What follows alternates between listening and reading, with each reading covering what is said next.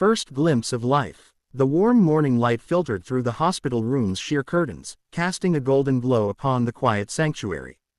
The scent of fresh flowers, roses, tulips, and daisies, filled the air from a nearby vase, their petals gently swaying from the soft draft of the open window. Outside, birds chirped melodiously, a distant reminder that life continued beyond these walls. Inside the room, nestled in the arms of a young mother, was a tiny bundle of life. Anna's eyes shimmered with a mixture of exhaustion and sheer joy as she gazed down at the newborn cradled in her embrace. She had spent hours laboring through the agony of birth, her knuckles white as she'd gripped her husband's hand, her breaths synchronized with the rhythmic beeping of monitors. But in that moment, every ounce of pain melted into insignificance. Beside her, a proud father, Daniel, watched in awe. His crisp blue shirt bore faint creases from hours of pacing the delivery room floor, his sleeves rolled up as if ready to dive into the unknown waters of parenthood. His smile was radiant, his eyes never straying from the child he had long dreamt of holding. When the baby's first cry had pierced the air, he'd wept unabashedly, his tears mingling with Anna's sweat-dampened hair as he kissed her forehead. Now, his hands trembled slightly as he reached out to touch the baby's tiny fingers, feeling the warmth of new life under his fingertips.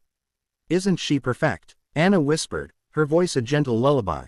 Daniel nodded, his throat tight with emotion.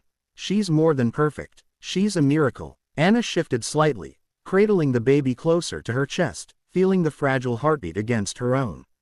She had imagined this moment countless times, during quiet evenings with her hands resting on her swollen belly, during ultrasound appointments where they'd marveled at grainy images of tiny limbs, but reality had surpassed her wildest dreams. The child's delicate features, her button nose, the soft pink lips, the barely there wisps of hair, were an enchanting sight, a tiny human who had transformed their world in an instant. "She looks like you," Daniel murmured. "Same nose, same little chin." Anna laughed softly, shaking her head. "No, she has your eyes. And your dimple. Just there." She traced her finger lightly over the baby's cheek, where the faintest hint of a dimple had already begun to form. For months, they had anticipated this day. They'd debated names over takeout dinners, painted the nursery in soft hues of lavender, and stockpiled children's books they'd read aloud to Anna's belly. Daniel had even practiced swaddling with a stuffed bear, his large hands fumbling with the blankets until Anna dissolved into giggles. But no book, no piece of advice, could have prepared them for the overwhelming love that now surged through their hearts. The baby stirred, a small yawn escaping her lips as she curled her fingers into a fist. The movement was minuscule, yet it sent a wave of joy through her parents. Life. Precious, delicate, extraordinary life. The door creaked open softly, and a nurse named Marcy peeked in with a warm smile. Her presence carried the calm efficiency of someone who'd guided countless families through this transition. "How's our little one doing?" she asked, her voice a soothing balm. "She's perfect," Anna said, unable to take her eyes off her daughter. "She's everything we've ever dreamed of." Marcy nodded knowingly. She'd witnessed this moment many times, the profound, indescribable connection between parent and child. Yet it never lost its magic. "Would you like to try feeding her?" she asked, adjusting the blinds to soften the light. Anna hesitated, a flicker of nervousness in her gaze. She'd read about latching techniques and watched tutorials, but theory paled next to the reality of her daughter's fragile dependence. Sensing her apprehension, Marcy stepped forward. "Here," she said, guiding Anna's arms with practiced ease. "Support her head just so. Yes, perfect."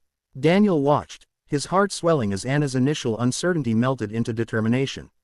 When the infant latched on, Anna's eyes met his, and in that silent exchange, they shared a universe of pride and wonder. Later, as dusk painted the sky in hues of coral, the room buzzed with new energy. Anna's parents arrived, her mother clutching a hand-knitted blanket, its stitches slightly uneven, a labor of love. "Oh, Anna," her mother breathed, tears spilling as she cradled her granddaughter. "She's divine." Anna's father, a stoic man who'd once balked at holding infants, surprised them all by scooping the baby into his arms with unexpected gentleness. "Welcome to the world, little one," he rumbled, his calloused thumb brushing her cheek. Daniel snapped photos, committing every detail to memory, the way the baby's eyelids fluttered in sleep, the way Anna's laughter mingled with her mother's stories of Anna's own chaotic infancy. "She'll keep you on your toes," her father warned, though his grin betrayed his delight. That night, as the hospital quieted, Anna and Daniel faced their first test. Rose's cries pierced the stillness, sharp and insistent. Anna rocked her, humming a lullaby her own mother had sung, while Daniel paced, murmuring nonsense words about stars and adventures. When Rose finally settled, her breath soft against Anna's neck, Daniel collapsed into the chair beside them, exhausted but triumphant. "We did it," Anna whispered, her voice raw with emotion. "Team Carter," Daniel replied, pressing a kiss to her temple.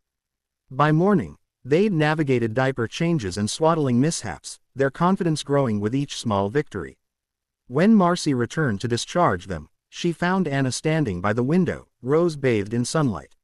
"Your naturals," she said, handing them a bag of supplies. The ride home was silent. Rose nestled in her car seat, her eyes wide as she took in the blur of trees and sky. Anna reached back to stroke her foot, her heart aching with love. Their house welcomed them with the scent of lemon polish and the soft hum of the nursery mobile they'd hung weeks prior.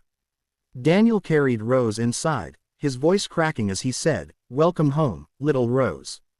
That evening, as they sat on the porch swing, Rose asleep in Anna's arms, Daniel whispered, "I never knew I could love someone so much." Anna leaned into him, the weight of their daughter a perfect anchor. "This is just the beginning," she said, watching the stars emerge, one for every possibility, every dream waiting to unfold. Epilogue. 1 year later. Rose's first birthday was celebrated under the same golden sunlight that had greeted her birth. The garden bloomed with roses, their petals vibrant and unyielding. As she toddled across the grass, clutching Anna's finger, Daniel snapped a photo, a moment suspended in time. They'd learned to decipher her cries, her giggles, her silent demands for bedtime stories. The fears of those early days had softened into rhythm, into trust. "Happy birthday, our miracle," Anna whispered, blowing a bubble that Rose chased with glee. Daniel wrapped his arms around them both, his heart full. They were no longer just Anna and Daniel. They were a family, imperfect, resilient, bound by a love that had begun with a first glimpse and would endure for lifetimes.